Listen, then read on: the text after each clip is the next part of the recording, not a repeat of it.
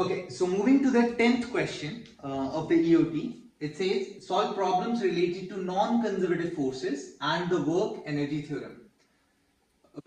So first let's understand what exactly work energy theorem is. So we have discussed that work net or total is basically equal to change in kinetic energy del K. That is K final minus K initial. Now, when I say work done total, what I mean is that work done by all the forces present in that system. It could be drag, it could be friction, it could be any other force which is present on that particular system in that situation. That is, this expression or this theorem includes all those forces altogether. Now, coming back to this, the question.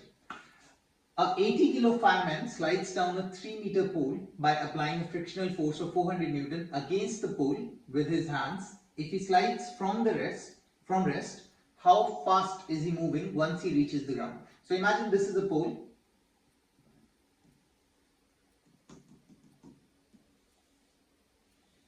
And there is a man holding up to the pole. If the man is sliding down the pole, so whenever you're sliding down, what exactly are you doing? You're basically holding the grip and releasing the grip slowly and slowly, because if you release it quickly, you'll fall directly. So what's happening here? The man is holding the pole and slowly releasing it. So the person is applying a force on the pole so that friction can help the person. So there is a frictional force acting in the upward direction. And because of the gravity, the person is coming down. So there is gravitational force which is acting down. Is there any other force acting on this particular movement, like on this person right now? No, there are just two forces, gravity and the frictional force. So basically, I can say that work done total is work done by gravity plus work done by friction. And this should be equal to del K, that is change in kinetic energy. Now work done by gravity. So when the person is coming down, gravitational force is acting down, which is mg. M is 80 times 9.8, which will give you mg, the gravitational force. And he slides down 3 meters. So I know the displacement which is also down, that is 3 meters. So the work done is going to be mg, that is 80 times 9.8, that is the force of gravity, times displacement, which is 3 meters, times the angle between the force and displacement are acting in the same direction, so cosine 0. And cosine 0 is basically 1. So this is the work done by gravity. Plus work done by friction. Now frictional force is acting upwards, which is saying 400 Newton. 400 Newton is the frictional force. Times displacement is still 3 meters, but displacement is down and frictional force is up. So the angle is 180. So eventually this becomes cosine of 180. This is the total work done. Work done by gravity plus work done by friction. Now this should be equal to the change in kinetic energy. So this I will equate as change in kinetic energy, which is half mv final square, that is the final velocity, minus half mv initial square. If the person is starting from rest, initial velocity is 0, so the kinetic energy initial becomes 0. Now I know the mass, the value of mass is 80 kilos, so I can put the values here and eventually it will turn 80 times 9.8 times 3 plus 400 times 3, cosine 180 is minus 1, so times minus 1, or I can basically put minus 1 here, minus here, equal half times 80 times velocity final square. You can basically put it in the calculator and solve for x. If you know how to solve it manually, you can solve it from there, and that will give you the final velocity of the person sliding down. Moving to the next question. Relate momentum to kinetic energy, K equal P square by 2m. So first let's understand the relation. Now, we know that kinetic energy is half mv square and momentum is mv, mass times velocity. We need to change this expression, like we need to basically relate the kinetic energy and the momentum part.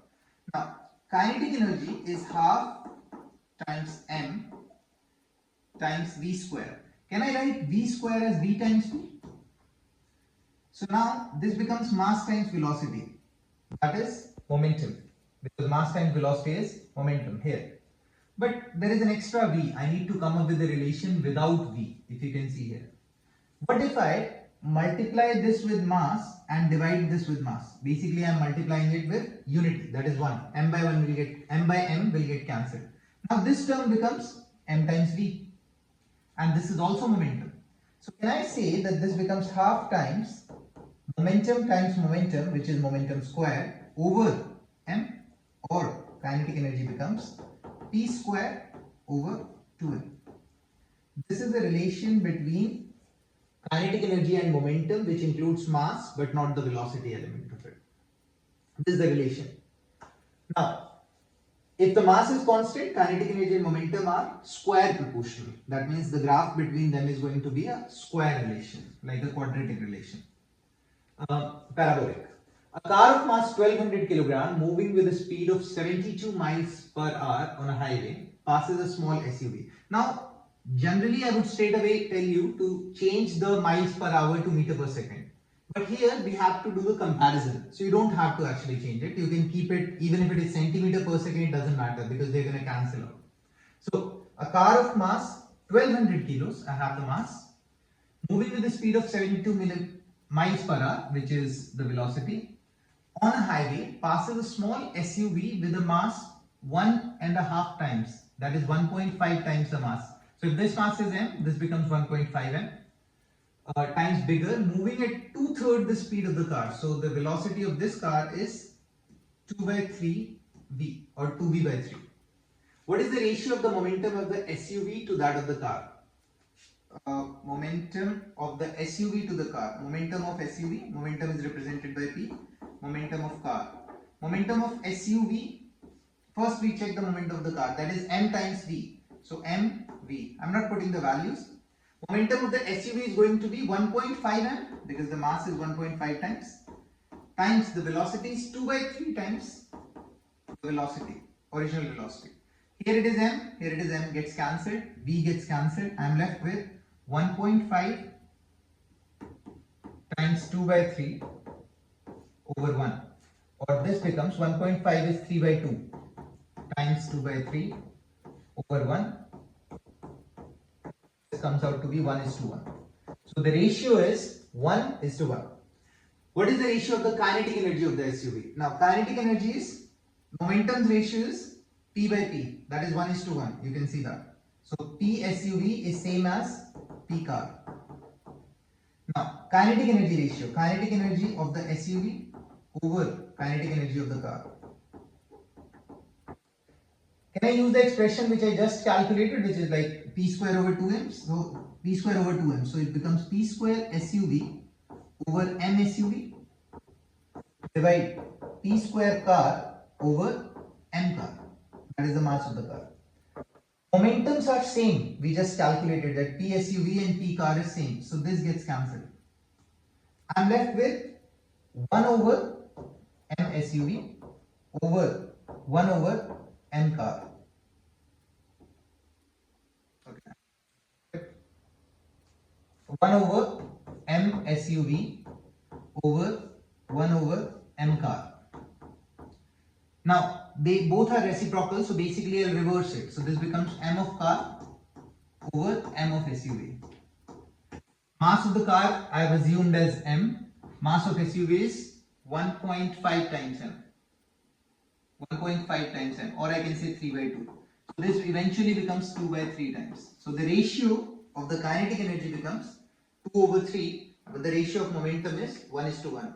You can see here in this entire situation, I did not use any of the values anywhere because it was not required. We had to calculate the ratio. So I just used the variables. But for if you find it difficult to use variables, you can simply go with the numbers and put the values. Eventually it will come as the same result.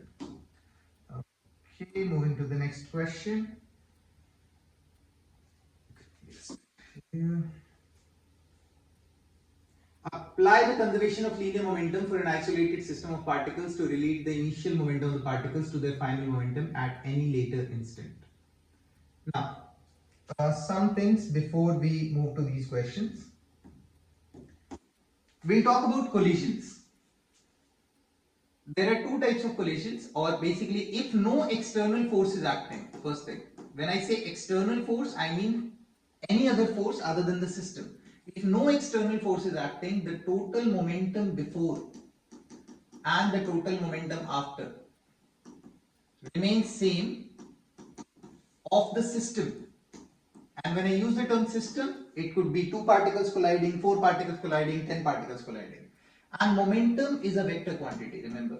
It's a very important thing that momentum has direction, and this is 0, but at the same point that this is getting added up and eventually will become, the net momentum will be higher.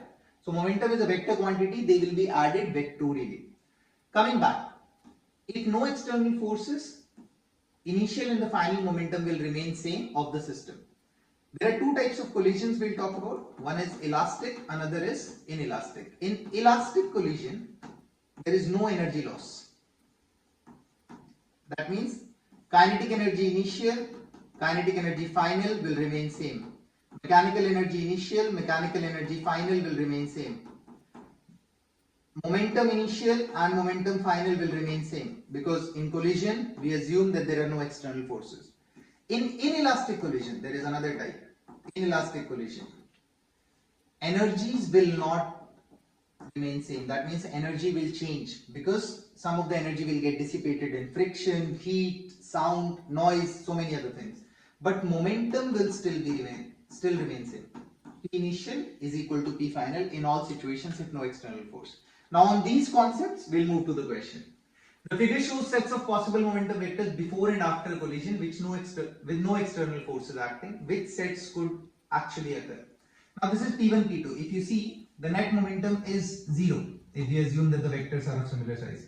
But here if you see, the net momentum is non-zero because the right side, the black vector, is bigger. So this is non-zero. So initial and final are not same, so eventually it is not correct. In this situation, it is not 0 because the black one is bigger. Here, it is also non-zero, but the net result seems like it is slightly more than the first situation. So therefore, the momentum here is non-zero. So it is like non-zero. This is also non-zero. This is also non-zero, and in the left direction, correct. But we don't have the size comparison. So it feels like that this one is more compared to the first one. It is a possibility. It may be correct, but because the sizes are not comparable, so that is why we are not counting it as. In this situation, this is one momentum. The result, if you check, is going to be this here, somewhere here, the vector result. But here the result will come out somewhere here. So this is exactly opposite, is not possible.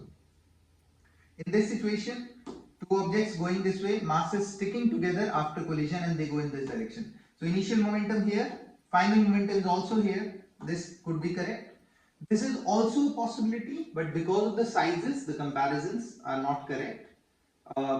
That's why we are considering that D is the correct option and B is not the correct option.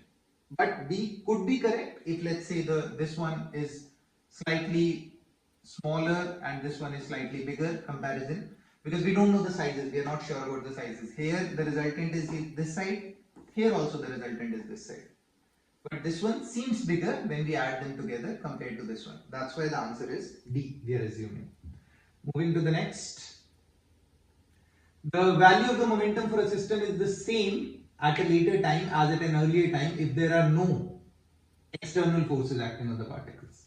If there are no external forces acting, then the momentum initial and the momentum final will remain same. That's the part which I was talking about. A red curling stone moving with a speed of 2 meters per second collides head-on with a yellow curling stone at rest. Totally elastic collision. And when they say totally elastic collision, that means there is no energy losses at all. So, totally elastic collision, no energy loss. What are the speeds of the two curling stones just after the collision? There is one curling stone moving with a speed of 2 meters per second. Collides head-on with a yellow curling stone at rest. So this one is at rest. This is yellow, this is red. Totally elastic. What are the speeds of the two? We will prove this, When there is total elastic collision, what happens if the masses are identical? The word identical means same. If the masses are identical, then the speeds get switched. That means after collision, what will happen? This one will come at rest and the second one will start moving with the same speed 2 meter per second. So the red stone is at rest after the collision and the yellow stone is moving with a speed of 2 meter per second. We'll prove this, how that happens. The next, identify that collisions can be either elastic, partially elastic or totally inelastic. So there are multiple types. When we say completely elastic, that means we are talking about no energy losses. When we say partially inelastic, that means there are some energy losses in friction, in noise and other things. And when we say totally inelastic, that means the object gets stuck together. That means they start moving together. So for example, two balls are coming together, they get stuck and then they start moving. That is a totally inelastic collision. For a totally elastic collision between two objects, which of the following statements are true? That means multiple options are correct. Totally elastic, no energy losses. So total mechanical energy is conserved. Total kinetic energy is conserved. Total momentum is also conserved.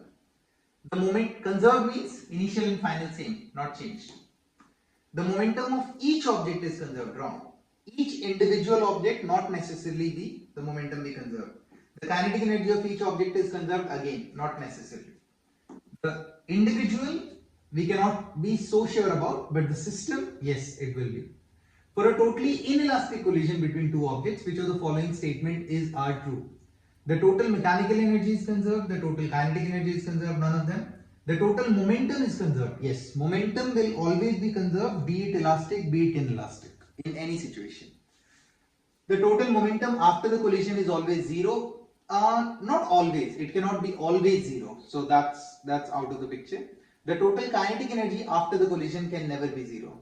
So again, this is also never be zero. No, it can be zero. Let's say they get stuck and come at rest. They're not moving at all. So the total kinetic energy after the collision can be zero as well at times. So the option C and option E should be okay. Solve problems related to the elastic collision in one dimension. Red curling stone moving with the speed of 2 meter per second. I think we did the question. Red stone is at rest and the yellow stone is moving with the speed of 2 meter per second.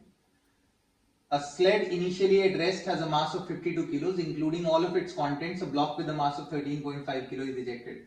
Okay, in this type of situation, this is a similar problem such as recoiling of gun. If there is a gun recoil situation. So, what's happening? This is the system. This object is ejected to the left at a speed of 13.6 meter per second. So, it has been ejected. Nobody has taken it out. It has been ejected by itself. So basically the internal forces, if we consider this as a system, there is no force acting from outside. It is just internal forces. It's like a gun and the bullet situation. So if we have a gun and a bullet situation, this is called recoil. If the bullet gets ejected from the gun pushes the bullet out. The bullet pushes the gun back. This is called recoil. The same thing is happening here. This is a situation where a sled initially at rest has a mass of 52 kilos. The total mass of the system is 52 kilos. Including all of its contents, a block with a mass of 13.5 kilo is ejected to the left at a speed 13.6 meter per second. So the mass is 13.5 kilos. And the speed with which it is going is 13.6 meter per second. What is the speed of the sled and the remaining contents? So the mass of this one will be, first let's calculate the mass, that will be 52 minus 13.5, which will come out to be 42 and 40 and 38.5 kilos. That's the mass. I need to find the velocity. So this was the initial system, no external force, so momentum will be conserved. So P will be conserved.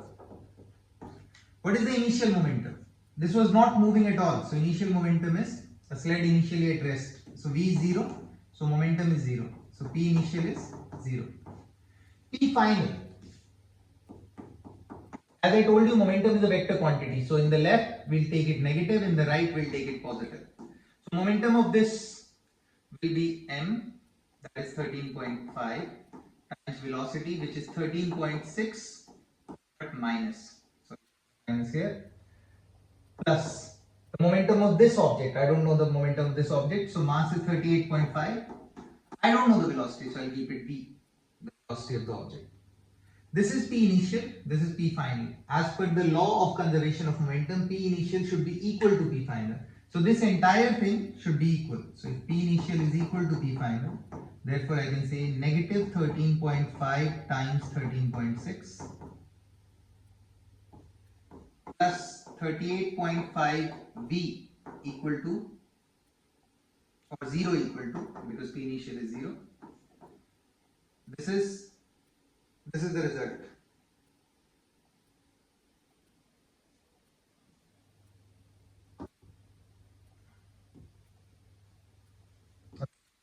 So this becomes,